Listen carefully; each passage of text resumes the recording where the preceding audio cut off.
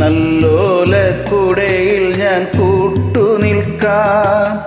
വേലി പെണ്ണായി നീ വരുമ്പോൾ നല്ലോലക്കുടയിൽ ഞാൻ കൂട്ടുനിൽക്കാം. തുളസീദളമായി തിരുമലരടികളിൽ വീണൻ അമ്പലപ്പുഴി ഉണ്ണിക്കണ്ണനോടു നീ എന്തു പരിഭവം മെല്ലയോതി വന്നുവോ.